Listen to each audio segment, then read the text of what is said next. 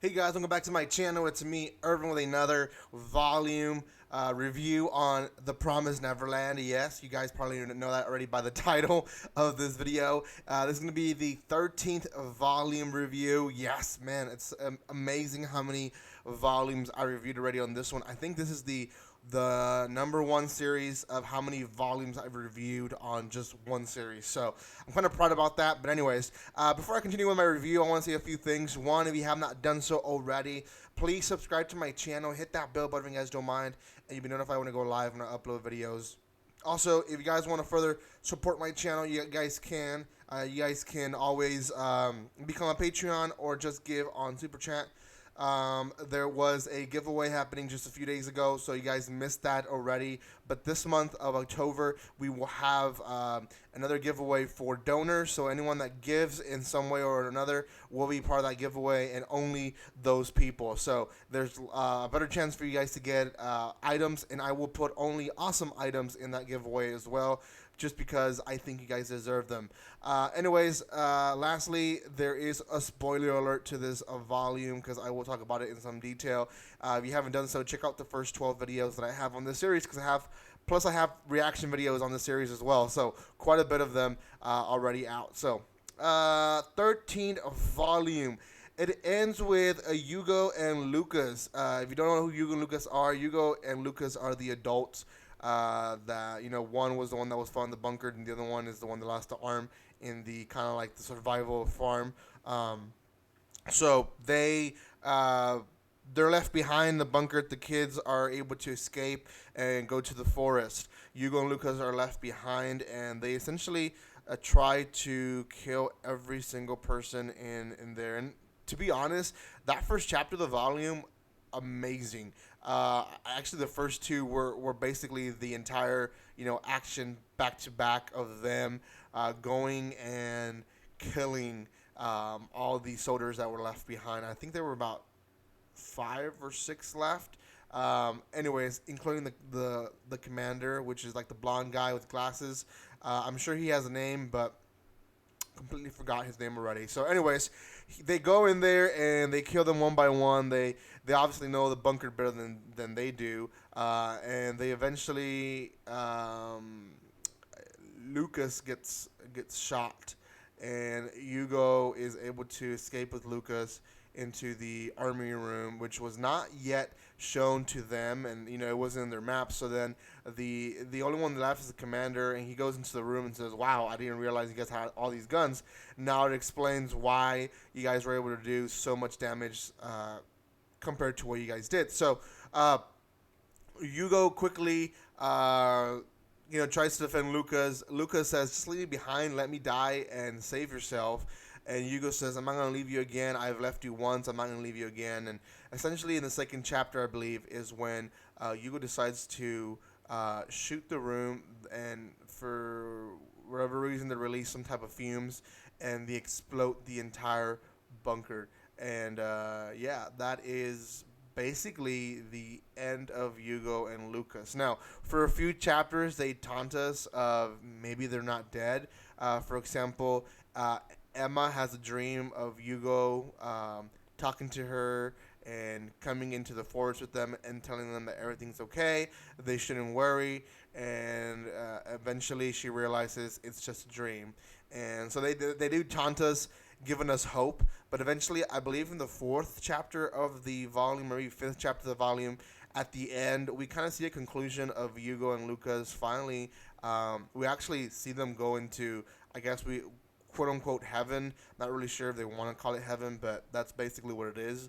And they see all their younger siblings, and they welcome them with open arms, and it's just very sweet scene. But it gives us closure for sure to know that Hugo and Lucas are not coming back; they're actually dead. So yeah, it is quite of an emotional volume just because of that. But even further than, some of the kids are panicking. Obviously, they don't want to lose Hugo and Lucas. While Emma and the older kids were out exploring for that year and a half, Hugo and Lucas were left behind to train the little kids. And the little kids are attached to him. So much that Chris and a group of of his friends decide to go back to the bunker and look for them, even though there is that slight chance that someone is still alive and might hurt them. And yeah, in fact, there is someone alive, and it's the commander. Commander ends up still being alive, half burnt, may I say. Pretty gruesome scene. And he kills most of the kids. Very gruesome scene. It just shows how much the lives of these kids are on the line. It shows how much the writer does not. I, I don't want to say he doesn't care, because he does care for the story, but it shows just how flowing he's letting it happen. There's no bullcrap happening in in this volume. There's no everyone survived. The writer is letting you know this is a dangerous place. People are gonna die. So Hugo and Lucas, we got close to them these past 5 maybe volumes, and we lost them. And then these little kids that were with Chris, we weren't too close to them, but they were there. I mean, they were pretty active in the story. There were characters, and they're now killed. And Chris is shot and he's hurt. They eventually get the chance to kill him.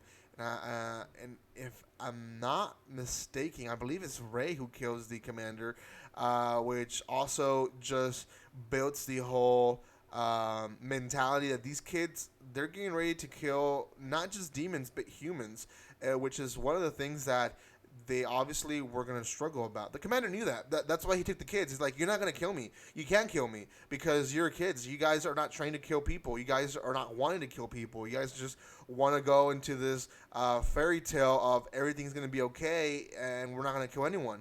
But Ray is realizing, and Emma's realizing as well, that they're going to have to kill someone. They're going to have to kill demons and kill humans that are working for the demons, even if they are humans, even if they should be on their side. So quite a bit of an emotional and build-up story. It ends with the kids finding 2 other humans, also kids. These are not as well trained, but they tell them that they actually come from a community that Minerva built. So Minerva, I guess, is still alive.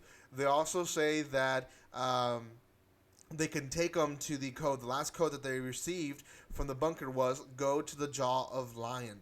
Then tell them we know where it is. Ray tests them by telling them a fake code. Is it go to the, and I don't exactly remember what he said, but let's say go to the leg of the goat, and they say no, it's the jaw of the lion, and he says okay, I was just testing you.